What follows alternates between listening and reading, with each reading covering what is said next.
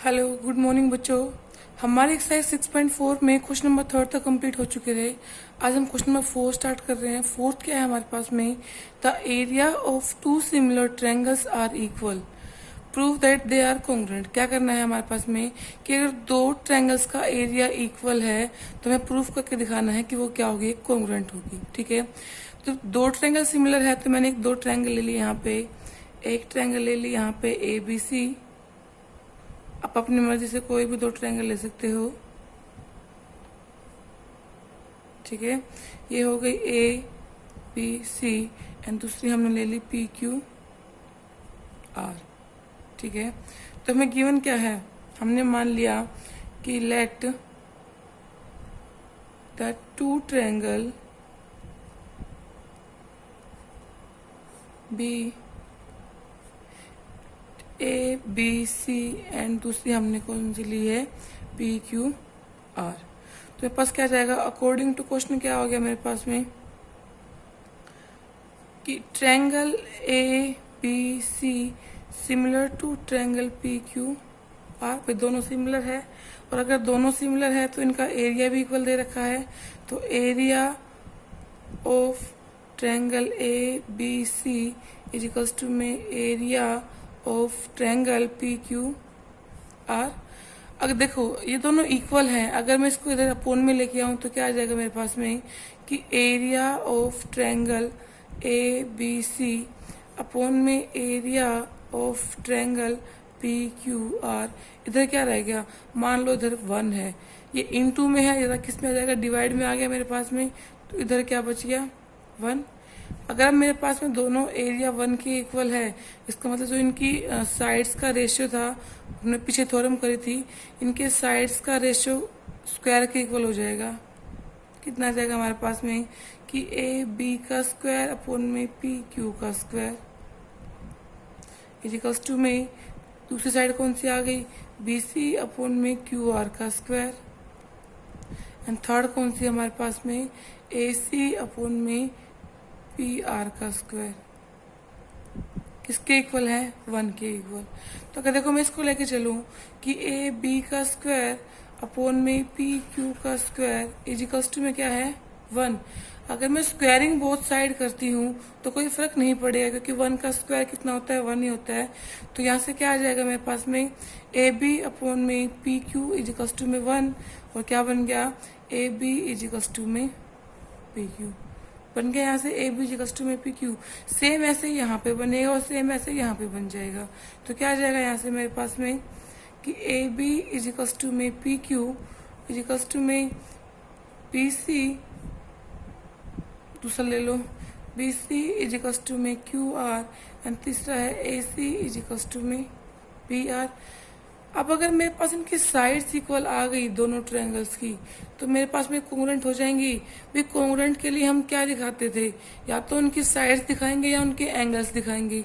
तो मेरे पास में इनकी साइड इक्वल आ गई, तो मैं लिख दूंगी यहाँ पे कि triangle ABC congruent to triangle PQR। यहाँ पे हम लिख देंगे बाय साइड साइड साइड। ठीक है, तो मेरे पास यहाँ से क्या आ गया, दोनों मेरे पास क्या आ गई, कॉन्ग्रुएंट, और मुझे यहाँ पे क्या दिखानी थी, कॉन्ग्रुएंट ही दिखानी थी। आ गया क्वेश्चन समझ, देखो आगे क्वेश्चन नंबर 5 क्या है हमारे पास में कि DE and F are respectively the mid point of side AB BC and CA of triangle ABC। Triangle कौन सी कह रहा है, ट्रायंगल ABC है। तो पहले मैंने ट्रायंगल बना ली यहाँ पे, ये मेरे पास ट्रायंगल आ गई ABC। ठीक है, अब देखो DE और F किसके मिड पॉइंट है, D है AB का, D B है न B, E है हमारे पास में BC का, और F है मेरे पास में CA का। ठीक है, find the ratio of the area of triangle DEF and ABC। मुझे DEF और ABC का रेशियो निकालना है। जब इसने ट्रायंगल बोले तो मैंने यहाँ पे इसको ट्रायंगल बना लिया यहाँ पे। ठीक है, तो देखो क्या करेंगे, हमने किया यहाँ पे कि draw a triangle A, B, C and D, E and F are the midpoint of sides. कौन सी साइड हमारे पास में?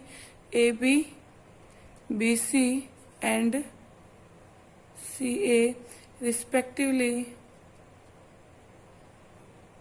join the point D, E and F. ठीक है, अब देखो हमारे पास मिड थ्योरम क्या होती थी, हमने क्लास 9th में करी थी। मेरे पास में डी एफ क्या है? डी एफ है बी सी का हाफ है। ये हमारे पास 9th क्लास की थ्योरम है। तो हम करेंगे बाय मिड पॉइंट थ्योरम। क्या आ जाएगा मेरे पास में? डी एफ कितना आ जाएगा? Half of B C. ठीक है, और डी ई क्या आ जाएगा हमारे पास में? डी ई क्या हो गया? वो इसका हाफ है। डी ई मेरे पास में आ गया हाफ ऑफ ए सी। और तीसरा मेरे पास में रह गया ई एफ क्या है? ई एफ इसका हाफ है, हाफ ऑफ ए बी। ये चीज समझ में आ गई? देखो अब आगे, अब मैंने ट्रायंगल ले ली कि ट्रायंगल डी ई एफ ले ली मैंने, और दूसरी हमारे पास जो ए बी सी है वही ली। तो in triangle D E F and triangle C A B, कौन सी ले ली मैंने? C A B. ठीक है, तो यहाँ से क्या आ गया? देखो डी एफ इजिकल्स टू में बी सी। ठीक है, ये दो ट्रायंगल हैं। जब दो ट्रायंगल ली मैंने तो इनके साइड्स का रेशियो इक्वल चलेगा हमारे पास में। तो क्या आ गया? डी एफ अपॉन में बी सी इजिकल्स टू में डी ई अपॉन में सी ए। भाई हमारे पास क्या आ गया? डी ई अपॉन में सी ए। और तीसरा मेरे पास में क्या आ गया? ई एफ अपॉन में लास्ट रह गया मेरे पास में ए बी। इजिकल्स टू में कितना है हमारे पास में? 1/2। किसके इक्वल है 1/2? क्योंकि यहाँ पे मेरे पास में डी ई एफ और बी एफ कितना है? हाफ ऑफ बी सी, ए सी और ए बी। इनका नाम डाल देना चाहे आप, इक्वेशन फर्स्ट है तो यहाँ पे आप लिख देना कि फ्रॉम इक्वेशन फर्स्ट। जब मेरे पास में इनका साइड्स का रेशियो इक्वल आ गया तो क्या आ जाएगा? इसका मतलब दोनों सिमिलर है हमारे पास में। तो triangle A B C and दूसरी मेरे पास में क्या है?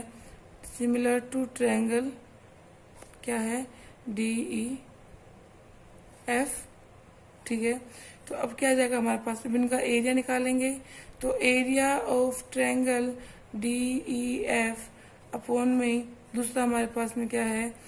एरिया ऑफ ट्रायंगल, हमने कौन सी ली थी यहाँ पे? सी ए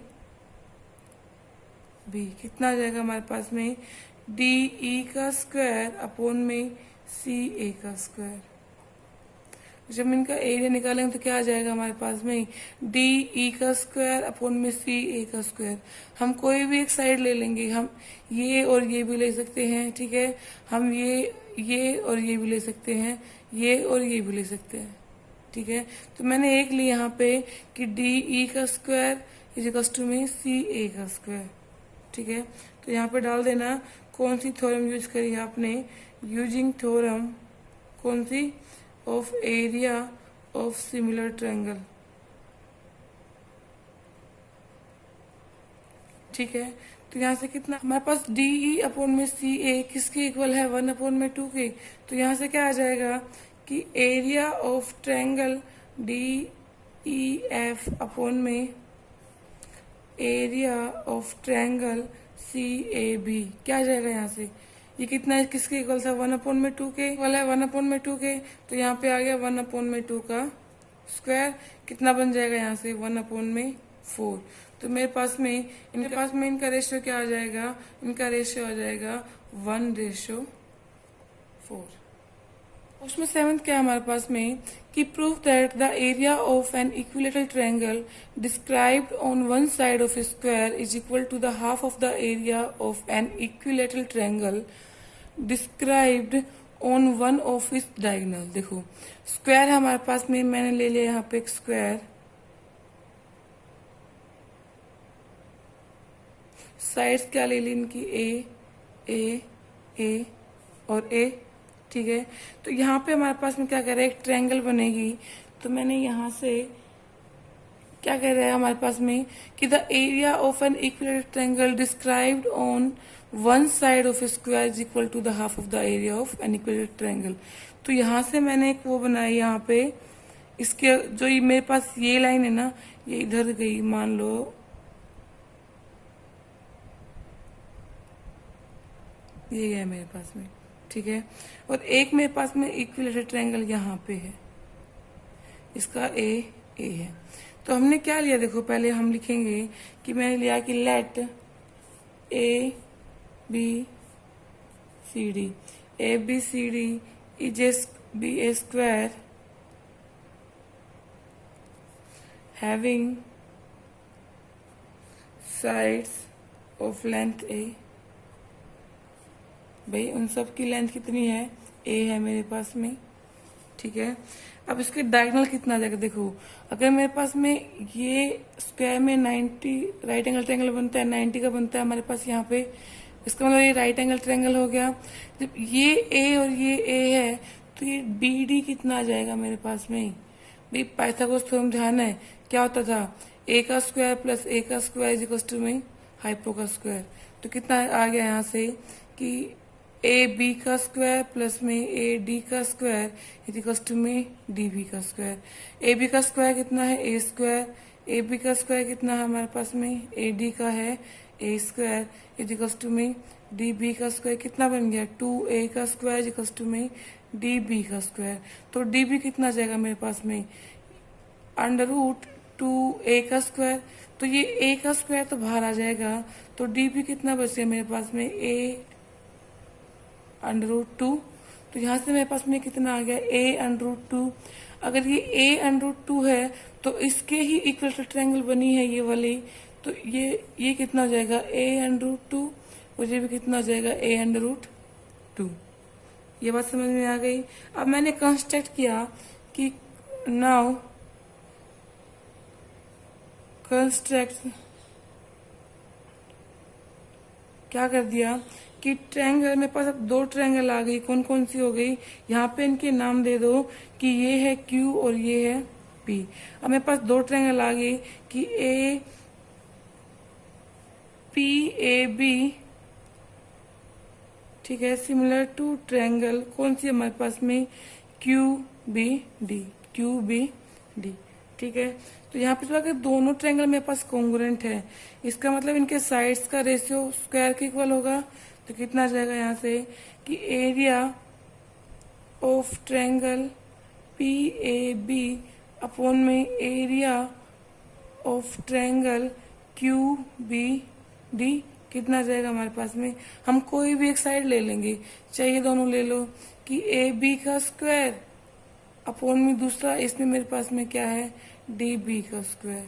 ठीक है, तो ए बी का स्क्वायर मतलब ए का स्क्वायर। तो यहाँ से कितना आ जाएगा मेरे पास में कि ए का स्क्वायर अपॉन में डी बी कितना है मेरे पास में, ए अंडर रूट 2 का स्क्वायर। तो कितना बच गया यहाँ से, ए स्क्वायर अपॉन में ए स्क्वायर और अंडर रूट 2 का क्या बन जाएगा, 2। ए स्क्वायर से ए स्क्वायर कैंसिल, कितना आ गया मेरे पास में, हाफ आ गया। तो मुझे यहाँ पे क्या दिखाना था, हमारा दिखाना था कि equilateral triangle described on one side of square is equal to the half of the area of an equilateral triangle. उसका क्या दिखाना था, मैं हाफ दिखाना था। तो मेरे पास में हाफ आ गया यहाँ पे। यहाँ पे आप लिख देना चाहे तो कि आपने कौन सी थ्योरम यूज करी है, using theorem of area of similar triangle. ठीक है, तो ये हाफ आ गया। तो मेरे पास क्या आ गया कि area of triangle P A B is equals to में कितना आ जाएगा, half of area of triangle Q B D. और मुझे यही प्रूफ करना था। आगे समझ, तो आपकी एक्सरसाइज कंप्लीट हो गई है। इसको कंप्लीट कर लेना, नेक्स्ट क्लास में हम नेक्स्ट एक्सरसाइज स्टार्ट करेंगे।